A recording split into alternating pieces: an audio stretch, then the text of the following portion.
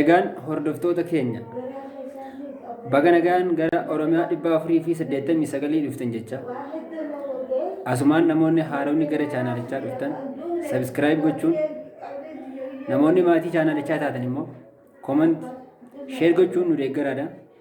Hamma dhuma sagantaa keenyaan nu hordofaa. Ani maqaan koo Waziir Abdallaa Jaamaa Qondaala Fayyaati. Sagantaa koo warraa keessatti dhukkuba gaastirikii yookaan immoo dispepshaa qabadhee isinii dhufeen jira. Hamma dhumaa nu hordofaadha. Chaanaalii keenyas subscribe gochuun nu bira dhaabbadhaa. Dhibeen dispepshaa yookaan immoo gaastirikii maali? Dhibeen kun yeroo baay'ee namoota keenya keessatti babal'achaa kan jiruu fi rakkoolee dhukkuboota tooppiteen diisisoo fi Itoophiyaa keessa takka immoo dhukkuboota Itoophiyaa keessa jiran takka hanga 10 keessa dhukkuba galee jirudha. Dhukkubni kun yeroo baay'ee kan dhufu wantoota garaagaraa irraa ta'uunis akka kaametti fallis sababnis akkamitti ittisuun danda'amas karaa WHOtiin World Health Organization'itiin yeroo hedduu wanni beeksifamu ni jira jechuudha. Kanaaf dhibeen kun yeroo hedduu ittiin nama qabu yookaan immoo dhibee kanaan qabamnee mallattoo itti beeknu keessaa tokko epigastric pain yookaan immoo dhukkubbii laphee jalaa kana ni qabaanna. Nyaata haga barbaachisu osoo hin fudhanne dhiifnaa jechuudha. Dafnee qaamni keenya osuma beela qabnu gizee takka qofa fudhannee akka quufnetti nu jibbisiisa. Takka immoo ni quufna. Inni biraadhaa mallattoon dhukkuba kanaa eefa nyaanne booda akka waan bakka sibiila yookaan immoo gaarri garaa keessa nu jirutti nutti ulfaata. Nyaanni nurra handaaqama. Kana inni biraa dhukkubbiin laphee jalaa takka immoo epigastric painiin tun gara sirruma saniin laphee jalaan gama dugda duubaanis walitti kan dhukkubu jechuudha. Radiated pain qaba waan ta'eef. Dhibeen kun mallattoo akkanaa qaba. Maaliin nu qaba kan jennu haa ta'u. Maaliin nu qaba jennee yoo ilaalle tokkoffaa baakteeriyaa H. pylori yookaan immoo helicobacter pylori jedhamu jira dhukkuba kana nu qabsiisu. Baakteeriyaan kun yeroo baay'ee qaama keenya keessa jiraatus sababa haala mijataan arganneef nama nurratti mallattoo garaagaraa agarsiisuu dadhabuu mala. Kanaaf gaafa favorable conditionii takka immoo haala mijataa argate gara dhukkuba kanaaf nu saaxiluu gahaa jechuudha. Kanaaf sababni jalqabaa dhibee gaastirikii takka immoo madaa'uu garaachaa kana baakteeriyaa H. pylori takka immoo helicobacter pylori jedhama. Inni lammataa sababni lammaffaa jechuudha dawaadha. Diraagii jechuudha. Dawaan akkuma faayidaa qabu miidhaas qaba. Dawaan hundi faayidaa qofa hin qabu miidhaa qofas hin qabu. Lachuu waliin qabaa jechuudha. Dawaan qulqulluu ta'e hin jiru. Fakkeenyaaf dawaaleen akka non-steroidal anti-inflammatory drug jedhaman akka ibuprofen, indomethacin, diclofenac fi aspirin jedhaman yeroo baay'ee dhibee kanaaf akka saaxilamnu nu godha. Kanaaf dawaa yeroo fayyadamnu akkanuma alaa binnee dukkaana irraa binnee osoo hin taane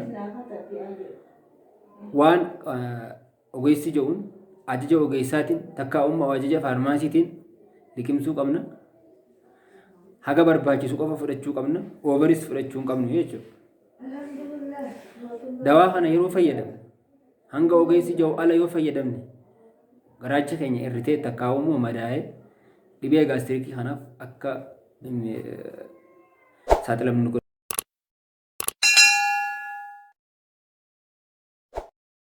jechuudha. Sababni sadaffaan dhibee gaastirikii kana yookaan immoo madaa'uu garaachaa kana istirasii takka immoo dhiphachuudha. Dhiphachuun gama tokkoon gaafa dhiphannu asiidiin garaachaa keenya keessatti akka burqu ni taasisa. Asiidiin gaafa burqe garaacha keenya madaa'u immoo carraan olaanaa. Uumamaan garaacha keenya asiididha. Sanumaanuu haa ta'u hammi haayidrookilooriik asiidii qaama garaacha keenya keessa jiru gaafa dabale carraan dhukkubichaan qabamuu keenyaas daran dabala. Qaamni madaa garaacha keenya. Kanaaf wantoota akkas akkasiitiin ni saaxilamnaa jechuudha. Kunis ta'ee garuu sababa sadaffaan inni biraadha.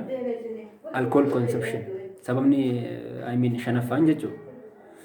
Alcohol consumptioniin kun yookaan immoo alkoolii dhuguu.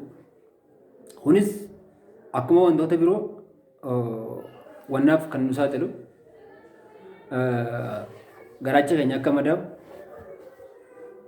akka dhibee kanaaf saaxilamu kan nu godhu keessa tokko alcohol consumptionii. Keessaafuu alkoolii gisee fayyadamnu yookaan biiraas haa ta'u jimaas haa ta'u alkoolii biraas ta'ee yookaan immoo wantoota aaraadhaa akka jimaattis yoo ta'e garaa qullatti akka hin fayyadamne samaa hanga tokko nurraa ittisuudhaaf garaa qullaa akka hin fayyadamne. Sa'a beela qabnu jimaa qabuu dhiisuu.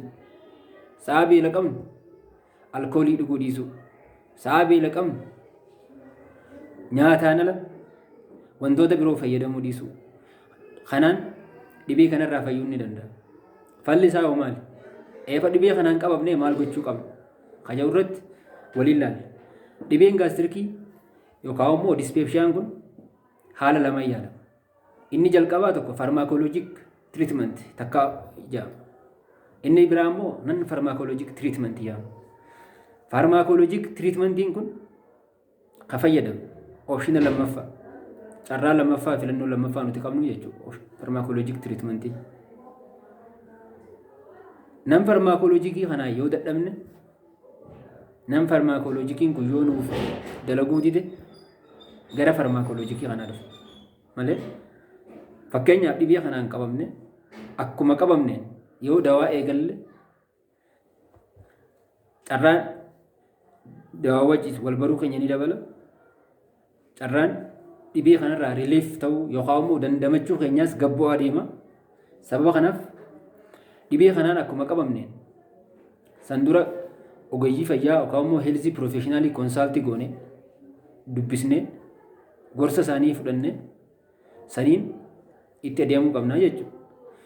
Nam farmaakoloojik tiriitmenti ka jennu kun yoo maal fa'aadha ka jedhu yookaan immoo yaalii dawaan alaa osoo dawaan fudhanne mala itti isa yaalamuu dandeenyu jechuudha. Dhukkuba dispepshiyaa takka immoo gaastirikii kan inni jalqaba nyaatota nukka kaasan soorachuu xiqqeessuu. Fakkeenyaaf nyaanni soogiddi itti baay'ate garaa nu oowwisuu danda'a. Garaacha keenya xuraanuu madaa'ii irra waan ta'eef gaafa shirrawee wanti gochuu danda'a. Nukka kaasuu danda'a. Nyaata akkasii dhiisuu. San qaama nama irratti hunda'a. Namoonni tokko tokko nyaatota akka ruuzaa, paastaa fi wantoota zayitiin itti baay'ate faatii qaban yoo ka sooratu ta'e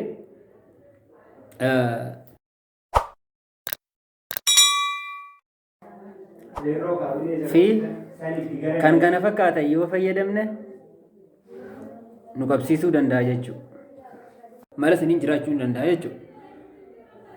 Malli biraa farmaakolojikiidha. Isa kuna ka ajajus, ka hogganus, ka hunda godhu, ka qajeelfama isaa irraa fudhachuu qabnu ogeessa fayyaa qofa asirratti waan hubachuu qabnu jechuudha. Ogeessi fayyaa dhibee kana gaafa yaalanuu kan haala qabatama naannoo sana irratti hundaa'ee laaboraatoorii jiraachuu fi jiraachuu ooluu naannoo sana irratti hundaa'ee kan yaala kan ta'a. Fakkeenyaaf laaboraatooriin jiraannaan laaboraatoorii ergamee dhibee adda baasame yoo sababa baakteeriyaa ta'e dawaa baakteeriyaa san ajjeesu tiriipil teeraapii kan jedhamu dawaa gosa 3 ni fudhannaa jechuudha. Sababa baakteeriyaatiin ta'uu baatee immoo laaboraatoorii erginee sababa baakteeriyaatiin ala akka sababa dawaan nu dhufe, aariin nu dhufe, alkoolii dhuguun nu dhufe yoo ta'e wanni nuti gochuu qabnu takka aarii xiqqeessuu, wanta sana xiqqeessuu, nyaata qaamni keenya barbaadu kan nu oguufne nyaachuu,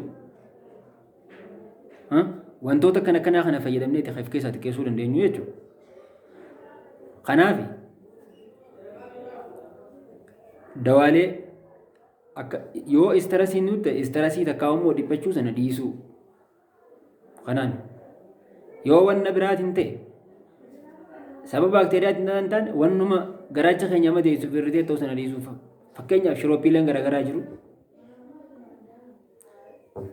Antaasiidiin garaagaraa jiru. Isaan san akka ogeessi nu ajajetti fudhachuudhaan dhibee kanarraa dandamachuun ni danda'ama.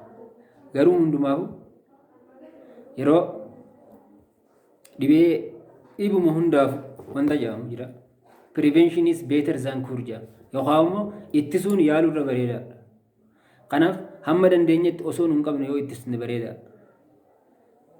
Maloota reefu preventive factor takkaa immoo maloota ittisan jedhee dubbadhe sana warreen san haa fayyadamnu.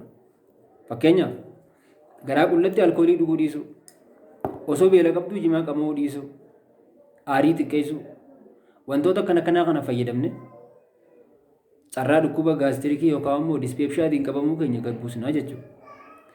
Kanaaf gaa hordoftoota keenya Oromiyaa 489 sagantaa isaarraa keessatti sagantaa fayyaa yeroo yeroodhaan ni dabarsa. Torbaaniin al takka barnoota fayyaa ni kenna. Kanaaf yoo isinitti tole chaanaalii keenya sabiskiraayib gochuun nu deeggaraadha. Hamma yeroo keenya sagantaa keenya itti aanutti nagaan nu turaadha. Chaanaalii keenya sabiskiraayib godhaa, nu bira dhaabbadhaa, nu deeggara. Thank you. Galatooma.